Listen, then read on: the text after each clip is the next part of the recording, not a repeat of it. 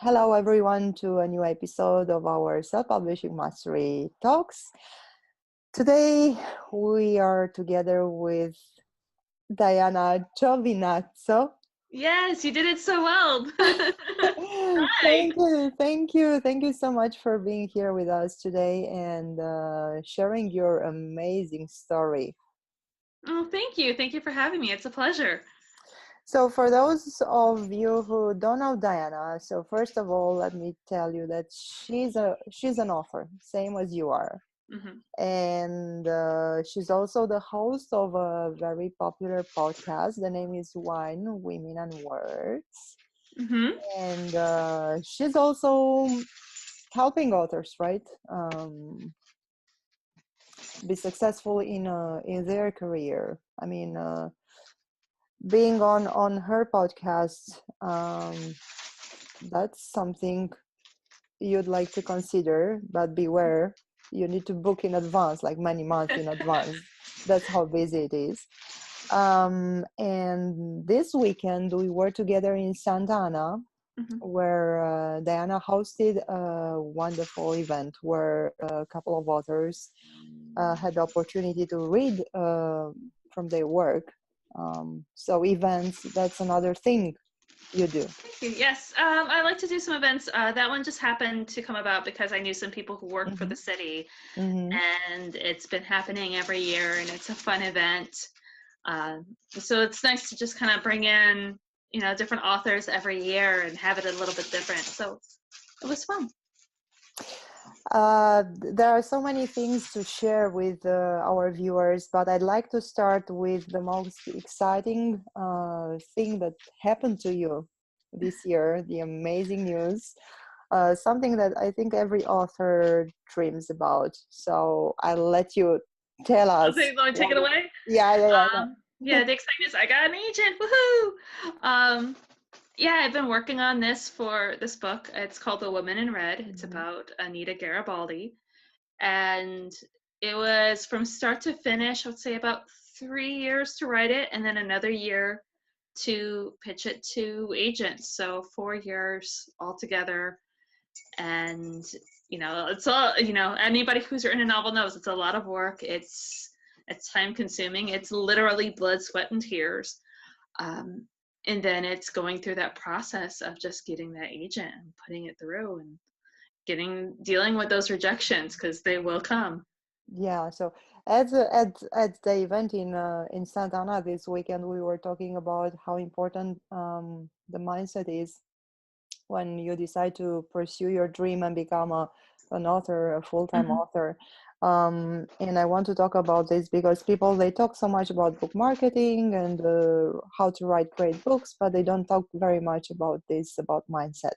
Hmm. But first of all, why did you have this wish to write a book about this character and to be a writer?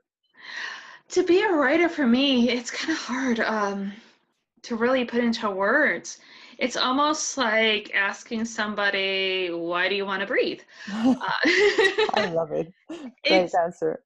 I think you it know, sums it up. Yeah. yeah. I mean, I love books. My office, you can see a bit of my bookcase back here. It's all about books, and I always love to write. And then, even from the time that I was a kid, I wanted to be a writer. And of course, life gets in the way, and you take detours. And then I came across Anita. My father was actually doing research for a book that he wrote. And he was like, "You've got to read this book about Anita Garibaldi." And I was like, "That's not really in my thing right now. I'm not really doing that." And he wouldn't stop nagging me.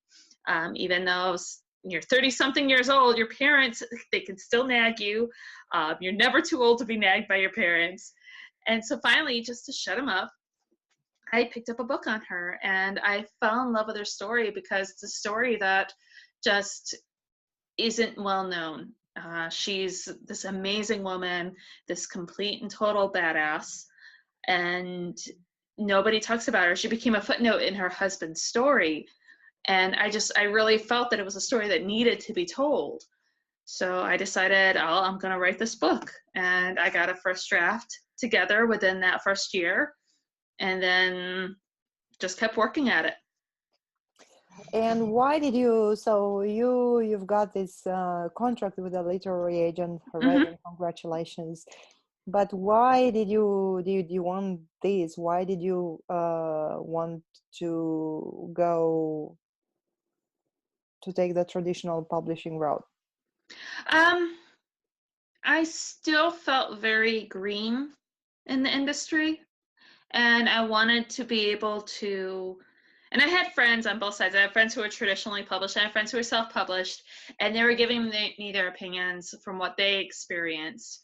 And I wanted to have somebody in my corner to help me navigate through the industry because I didn't want to have to figure out everything on my own.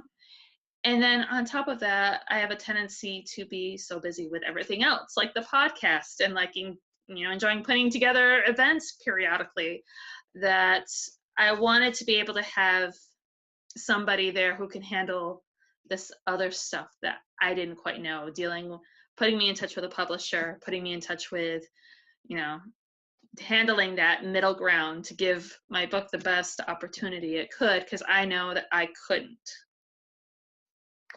Uh, Getting a literary agent, that's the first step towards being traditionally published. Mm-hmm. Although I did it back in 2012 without having a literary agent. I went to the London Book Fair and I had a manuscript. I had a manuscript of my short story collection with me, Mm-hmm. and I just gave it to there were like different publishers with booths, and I just gave it to a publisher, and 3 days later I got a contract. But that's the exception to the rule. Mm-hmm. You should all do what and now I have a literary agent, Stephen Mm-hmm. Hudson, here in LA.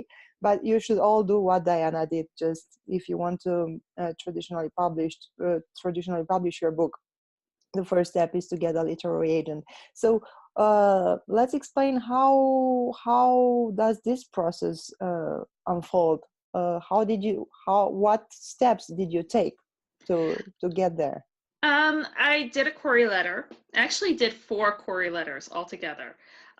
Those query letters, you draft it up, and I did a little bit at a time. I did about 5 agents a week, and I had this mindset pretty much with everything in life that if I'm not rejected 5 times before breakfast, I'm not working hard enough. And that somebody told me that years ago, and that just stuck with me, and that's been my motto. And so I hit 5, maybe some, if I was feeling good, maybe 7 or 8 agents for that week, and I would see how many responses I was getting on that query letter. Did I get a lot of responses? Did I get outright rejections? What could I do to read it? I spent as much time on that query letter almost as I did on the book, really going through, looking at drafts, having other people look at drafts. And it was funny because there were some that I kept getting I like it, but I don't love it. That was my biggest rejection that I got, which I think is one of the most frustrating rejections out there, because I'm a fixer. So if you tell me, okay, well, there's something wrong with this plot, okay, I'll go and I'll fix it. Mm-hmm. But nobody told me that. It was just, I like it, but I don't love it. And there was no other, clarification on it. So that's what was starting to drive me nuts. And you get a lot of those rejections as you're going through the process of them saying no. And I remember in some of my more stressful days, I talked to my best friend and I'd be like, I swear to God, they've got like this antenna on their head where they know I'm having a bad day. And I just get like 3 or 4 rejections right in a row. I've got clients in my office yelling. It can get frustrating. And then I went through this period of just not hearing anything for months. And I'd actually have to say the Women's National Book Association was a huge help for me. Getting into a group where you can network, where you can talk to people, where you can get resources. And in December, we did a pitch and query workshop. And we had Marilyn Atlas, who's a literary manager, come in, and she taught us, how to pitch your book, how to pitch yourself as an author, and how to query. And I was able to get some time almost one-on-one with her, and it was her and a couple other friends, and we all brainstormed our books with her. We brainstormed our queries, we brainstormed our log lines, which I didn't know what a log line was until I wrote a query letter. It was like that, and then and for those of you who don't know, that's that thing that goes on like in a movie. Okay. That first line that catches you for a movie. That's a log line. And so she was like, "What's your log line?" And I told it to her, and she was like, "Oh, that's a crappy log line." She's a literary manager, and so she does a lot of stuff for the movies too. And she's like, "Oh, that's terrible. Let's rework that." And so while we were there, we found the root of what my log line would be. And so I redid the query letter again, fourth one, again, reminding you, because it felt like a ton of them by the time that fourth one came around. And then, and this is the part where I was telling you over the weekend, in January, I finally heard something from an agent. And it was from, and I hadn't sent out the new query letter yet, and it was from an agent that I pitched way back in September. And she wanted 50 pages. And I got so excited. I was like, yes, this is it. And I sent her off those 50 pages.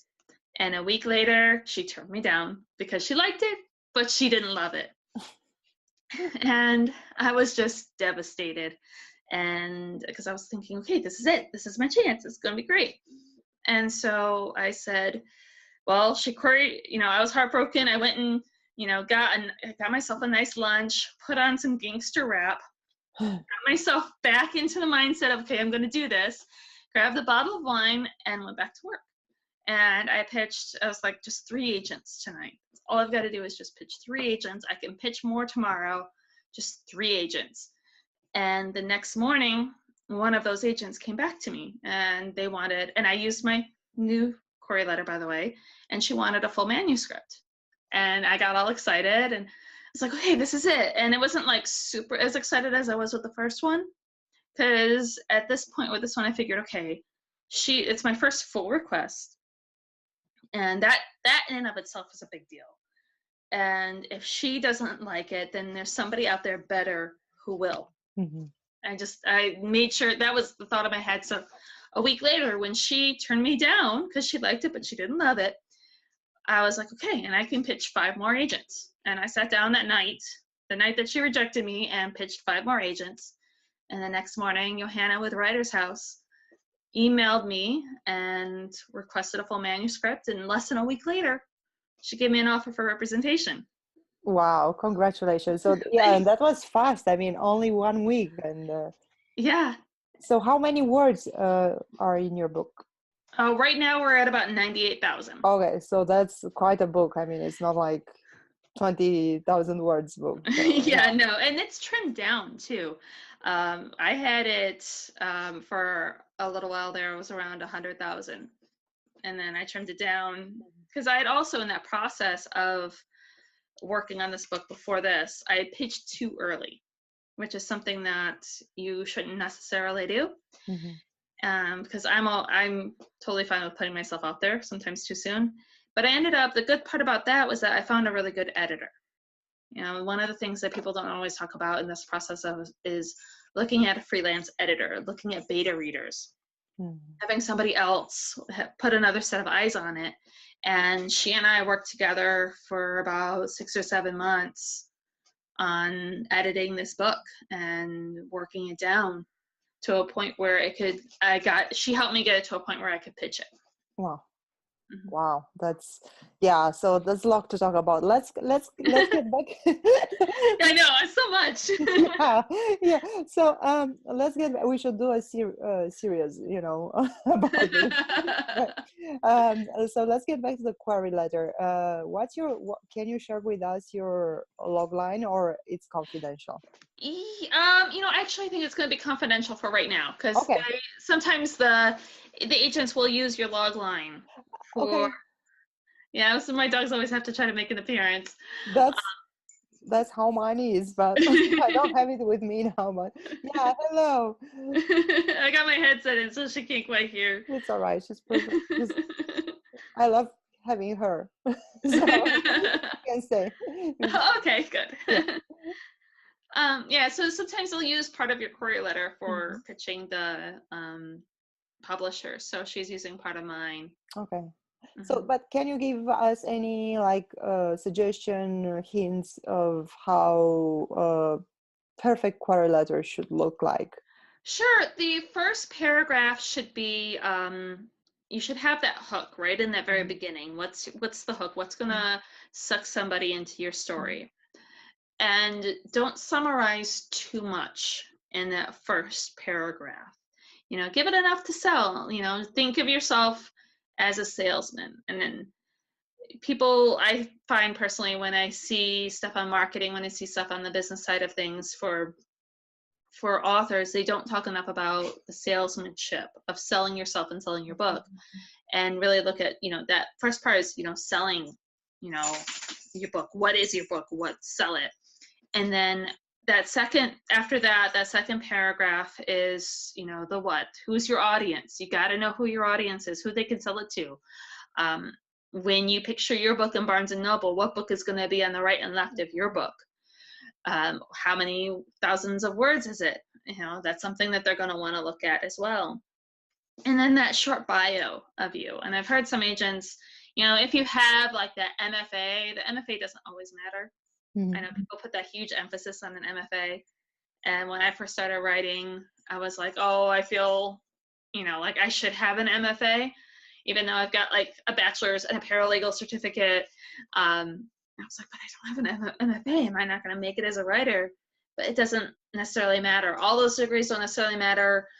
All of that stuff. If you're beginning and you have no literary experience, that's not necessarily that big of a deal. Okay. And then thank you. And then when it comes to, so you told me that you had like quite a long list of agents, 100? Mm-hmm. I had a goal of pitching 100 agents. Wow. I Mhm, figured if I didn't get anybody within that 100 agents, I would consider going to a small press mhm, publisher or starting my own little indie label. mhm, mhm. So where did you go? Because um, literary agents, they don't, I mean, some of them handle certain genres, so not all Mm-hmm, of them mm-hmm, handle, let's say, historical fiction or mm-hmm, memoir or romance, whatever. mm-hmm, So I think the first, when you are pitching a literary agent, the first thing to do is to make sure that the agent you're pitching is interested mm-hmm, in the genre you're writing in. And I'll turn it to Diana mm-hmm. now to tell you the rest. So how did you actually put up this list of literary agents? Slowly built over time. And some of the things that I did was, the first thing I did was look at the books that I Mhm, liked, the books that I had on my shelf that were similar to what I was writing. And you go back and you look at the acknowledgments, because you should always read the acknowledgments, because they're, nice thank yous. But in the acknowledgments, writers always thank their agents. So you can find out who that agent is in the acknowledgments. And I would go and pitch that agent. I'd put them down and go research them, see what their query status is. And then there's also other websites that you can go to. There's querytracker.com. That was really helpful. And then there was also manuscript wishlist. And it was this database of author or agents that had, what they were interested in. And I would go on there, and then I would go on the agency website and see if that author was still interested in historical fiction. And if they weren't, was there somebody else in their agency that was still interested in historical fiction? And just really spend time researching those agents. And that's another reason why it's always good to do like maybe 5 at a time. Because I would spend a Sunday afternoon mhm, or a Sunday night sitting on the couch. I'd research the agent, get as much information as I could, see if there's somebody viable, put down the information in my spreadsheet, and then once I had, a handful of agents, then I would go and work on pitching them. It's like applying for a job mhm, with somebody who isn't actually actively seeking new employees. mhm, mhm. Yeah, I think that's a great comparison. Mm-hmm. Uh, okay, but then again, you as an author, Mm-hmm. you have, I assume, certain expectations. I mean, you didn't look at just any literary agent because that person represents you, Mm-hmm. and it needs to be a great literary agent. Mm-hmm. So, Mm-hmm. what makes, in your opinion, a great literary agent? Oh, that one's. I still feel very much a rookie when it comes to this question. But for me, it's somebody who can communicate with you well. Somebody that you could have a really good working relationship with. I already feel like my agent and I, we're building this really good working relationship, and I can email her regularly, and I hear from her, regularly. Sometimes, it's, if she's working on something for me, or, sometimes they're working on other clients too. So, I leave her be unless, I need to talk to her, but I know I'll hear from her. So we've got a really good establishment going back and forth. And a friend of mine was telling me when I was looking for an agent, you want somebody who just loves your book, where you could feel that passion for your story, that they have an equal amount of passion for your story that you do, because they're going to have to sell it to the publishers. And so you want somebody who's going to be as passionate as you are, and not just be like, oh yeah, check out this book, it'll, be fine. And yeah, apparently my dog's very passionate about this. That's how I was looking. Is it a she or a he? She. Oh, she's adorable. Thank you. Yeah, she's a long-haired dachshund, and I've got her sister who's a short-haired down here wanting to get up in my lap too. So. Wow, she's gorgeous. Yeah, and I think the literary agent should look at your manuscript the same way this amazing dog looks at Diana. I mean, there's so much love in there and so much passion. Yeah. Absolutely, I love that. Yeah. Yeah. So. Okay, and then let's get back to, because earlier you said that you pitched your book too early. Mm-hmm. So when is the right time for an author to start pitching their book? They should have the manuscript in their like final draft.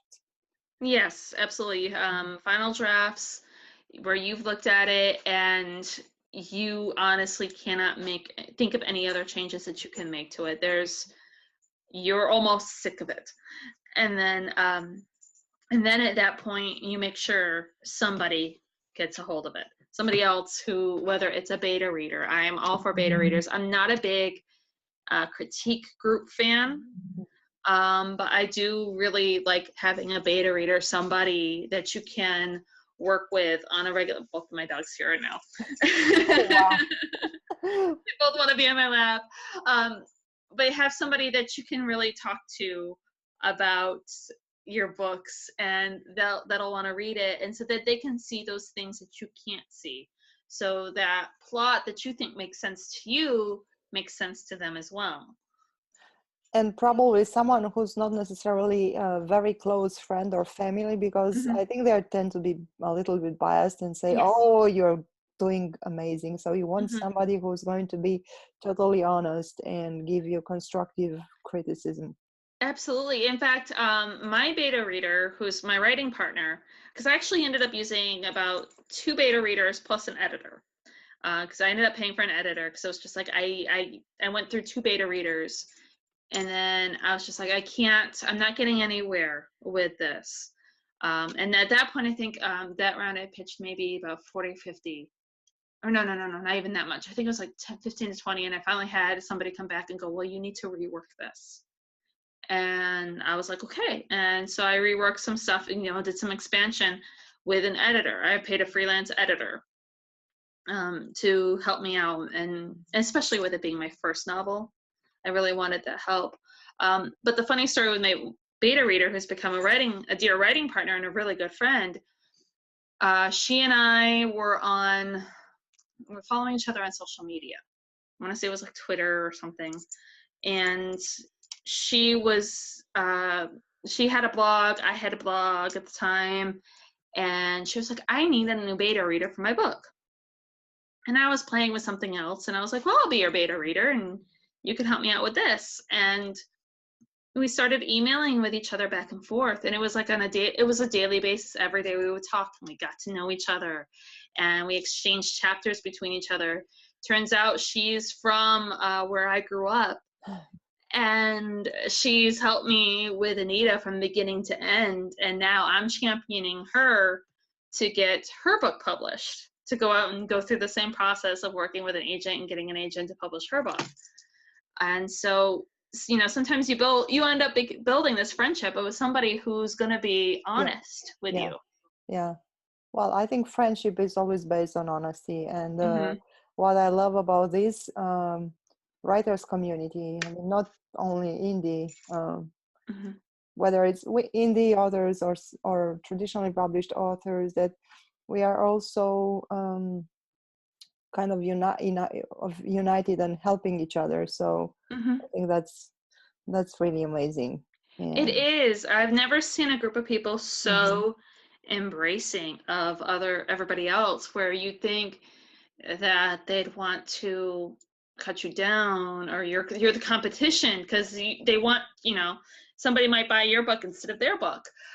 But it's the other way around, where it's just, I've made good friends with authors from podcasting and from um, blogging, and they were some of my biggest champions in getting this book off the ground, and I can turn to them for advice. And it's great. The community is great that we rally together. So yeah, that's really amazing. And this is what makes this journey, even when like it happened to you, like you mhm, sent out so many so many letters until you finally got your yes. mhm, So this makes the journey possible. And mhm, so what, so you've got certainly you are a positive, you are a positive person, you have good mhm. energy, you are the kind of person who follows through and follows her dreams. Mhm. But what helped you stay on track and don't give up? Um, I am stubborn as a mule. For the most part, if I say I'm going to do something, I am going to pull through and I'm going to do it. It may be 10 years from now that it comes through, or maybe 15 minutes from now. If I've set my mind to something, I'm gonna do it, and there's no stopping me. At the same time, though, having somebody in the corner to help out Mhm. is really beneficial too. My husband, um, he was great through the whole process, because there were days where, I'm not gonna lie, it was just so frustrating, and I'd research the self-publishing, and I'd research the indie press. Well, maybe I need to go somewhere like this. Maybe I'm never gonna get published. And he was just like, we talked about this. We talked about what you wanted. That's not what you want. And just stick through it. And it was getting tough. And it was funny because he was starting to get frustrated too for me on my behalf, but he couldn't say anything. He wouldn't say anything that he was getting frustrated too, because if he was getting frustrated too, then I'd be like, well, then screw it. This isn't going to happen. Um, so just having somebody in your corner to root for you, he was there, the writing partner and my podcast partner slash, I joke around and call her my heterosexual life mate, because we talk to each other more than we talk to our husbands. She's my work wife. Um, I talk to her, and I'd be like, I talk about, an agent turned me down yet again today, and she, had come back with some funny gif or response that only a best friend could give. So having those people in your Mhm. corner to help lift you up when you can't helps on those really, really hard days when it's hard to see past, Yeah. that hill. Yeah, that's true. Um, and possibly if you can have a dog or two who will give you their unconditional support and love and always be happy when you get back home, that can help. Yeah, yeah, they're over here loving on each other, loving on me. They're like children when it comes to podcasts. Whenever I'm here like doing an interview, half the time when I'm podcasting, they're on my lap. At least one of them, and they're there for the cuddle and the emotional support, Yeah, yeah, and to lay across your laptop when they mhm, think you need a break. yeah, yeah. They are amazing. I highly recommend. um, a few years ago, I was talking to a gentleman in Ireland, and he told me, so he got a publishing deal with HarperCollins, And he said he got the deal not only because he had a good manuscript, but also because he had built already a big social media following. Mm-hmm. Mm-hmm. So I'd like to hear your opinion on this, and especially that, as you know, people nowadays say that even if you're traditionally published as an author, you need to do some book marketing or Mm-hmm. most of the book marketing. Mm-hmm. So, Well, the marketing itself, once you get published, a lot of that ends up on you. mhm, I've heard that time and time again from the published authors, traditionally published authors, that they're marketing just as much as an indie publisher does, if not sometimes even more so. And they've got more of a strain, because if you're self-published, you don't have to worry about your publisher dropping you. When you're traditionally published, if you don't make those sales, mhm, you've got to worry about your publisher dropping you. So yeah, having that social media following is really good. I'm still working on building up my numbers. I think we all are like, we want those influencer numbers. yeah. Um, and I remember Marilyn Atlas, when I got to talk to her and we talked about the social media followings, she was saying that she's had authors that or not authors, actors that she represents, who lost out on parts because they might have been the better actor, but the guy that they were up against had a bigger social media following. So the studios took that guy over them because they know that those 15,000 people that follow him, odds are they're all going to go and see that movie. Mhm, And the publishers also have a tendency to look at that. And even if you have small numbers, if you have a base, a place to grow yeah. from, that's even better. That's just as good. Well, you have a base because you started Wine, Women, and Words like Mm-hmm. uh, a few years ago. Mm-hmm. So let's talk about your podcast now. Okay. My podcasts, we're found everywhere. iHeartRadio, Spotify, iTunes. We also have a YouTube channel where we have our live shows on there. And that got started 3 years ago because my the BFF life mate, Michelle, was in a she was in a journalism program, and she was like, so I've got to do this for school. I've got to do this podcast thing. And we're going to call it Wine, Women, and Words. I was brainstorming and I really like that name, so we're going to call it that. And you're going to do it with me. And I was like, okay, I have no idea what I'm doing, but sure, let's do it. And so we just kind of got on, and it took that first year for us to really get our groove of what we wanted to do. It was mainly just us talking about books initially, and then we'd have our author come on at the end of the month. And then we started looking at our numbers, and we noticed people like us better when we have authors on. Mhm. And so we were like, well, let's maybe open it up to other authors and have lots of authors on.